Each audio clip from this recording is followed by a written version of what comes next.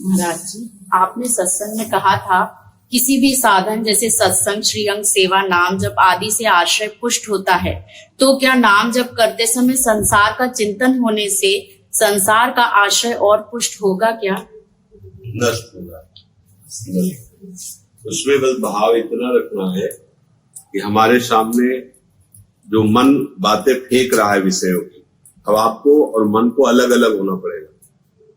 आप विषय सोच रहे हैं, ये बात नहीं आनी चाहिए।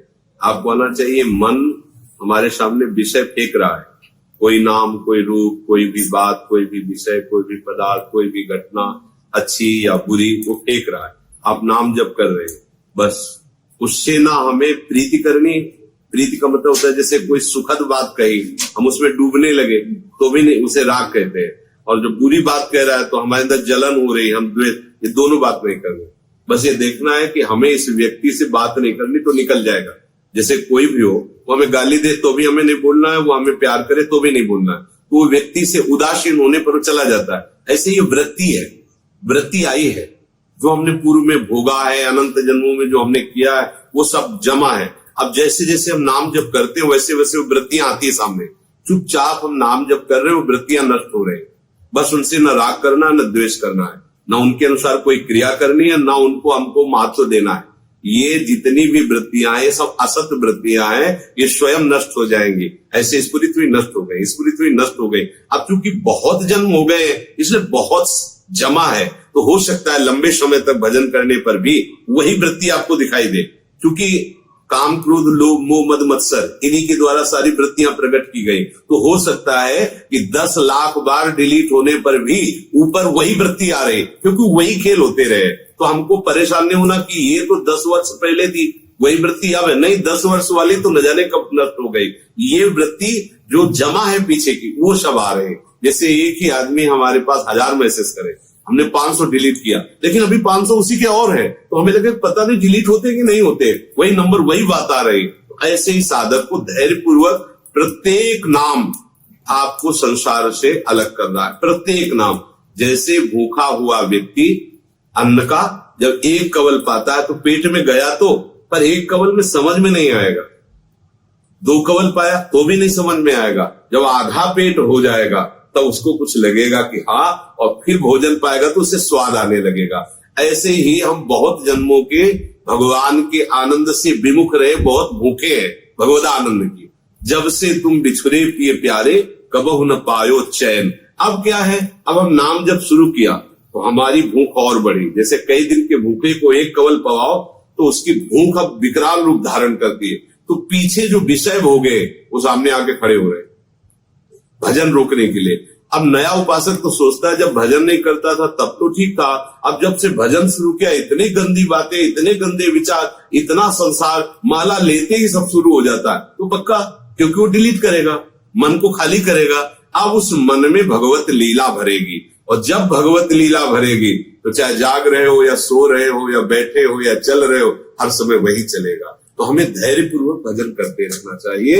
और जो संसार के दृश्य आ रहे, जो गंदी बातें आ रही, जो संसार की बातें आ रही, वो सब नष्ट हो रही, ऐसी भावना करना चाहिए।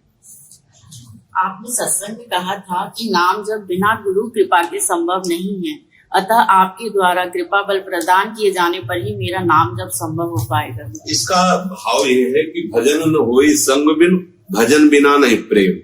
जब हम किसी संत का आश्रय ले लेते हैं तो सबसे पहला चिंतन उसका शुरू होता है, उनसे अपनापन हो। क्योंकि हम लोग दिव्य दृष्टि वाले तो है नहीं कि तत्व दृष्टि हो, भगवत दृष्टि हो, ये तो बाद में आती है। पहले तो हमारी पार्थिव दृष्टि है, हम आपको देख सकते हैं, आपसे बात कर सकते हैं। तो ऐसे ही जब हम किसी को गुरु बनाते हैं उनसे हमारी प्रियता जुड़ती है। अभी तक जितनी भी प्रियता जुड़ी थी वो सब शरीर संसार भोगों के नाते ही हुई थी। अब जो ये प्रियता हो रही है ये भगवान के नाते से हो रही। गुरु भगवान, गुरु भगवान से प्रेम कराने वाला, गुरु भगवान की प्राप्ति कराने वाला, गुरु साक्षात भगवान की कृपा। अब जब हम उनका चिंतन करने लगे तो हमारा भजन बनने लगा, क्योंकि हम जिसका चिंतन करते हैं वो जैसा होता है वैसे गुण हम में आते हैं।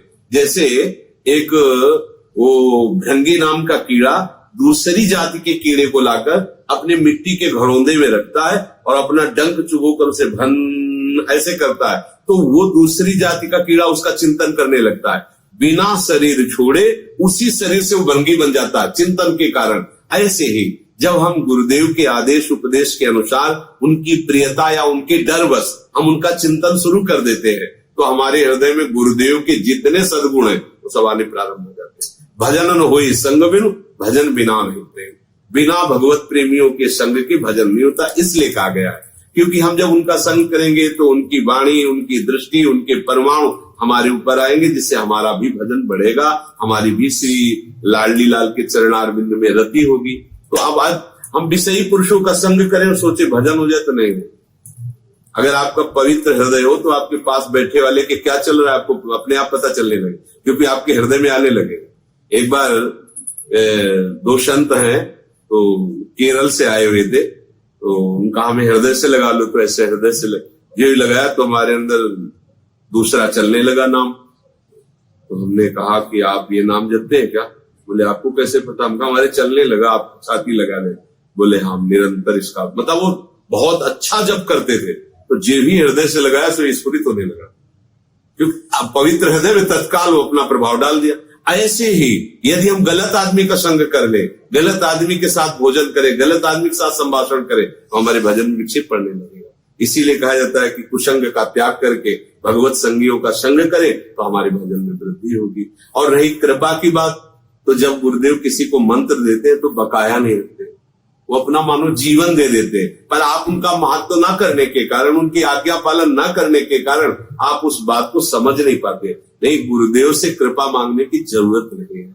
जैसे माँ से ये कहने की जरूरत नहीं कि कृपा करके हमें बाल भोग दे दो, राज भोग दे दो, वो डांट के पवाती है। नहीं, तुमको हमें नहीं पाओ, चुपचाप पाओ। ऐसे ही गुरुदेव माँ से अनंत गुना प्यार करते हैं। माँ तो मोह से युक्त है और गुरुदेव विशुद्ध ज्ञान से युक्त होकर प्यार कर रहे हैं। तुम्हें भजन करना हो, भजन नहीं करोगे तो दुर्गति हो जाएगी। ऐसा वैसा डांट फटकार के दुलार के वो महाअमृत में नाम आपको पवारे। राधा नाम सुधार सम, अमृत में भोजन है ये, जो आपको अमर कर देगा। इसलिए कहा गया है कि बिना गुरु कृपा के, बिना संतों की कृपा के भजन नहीं।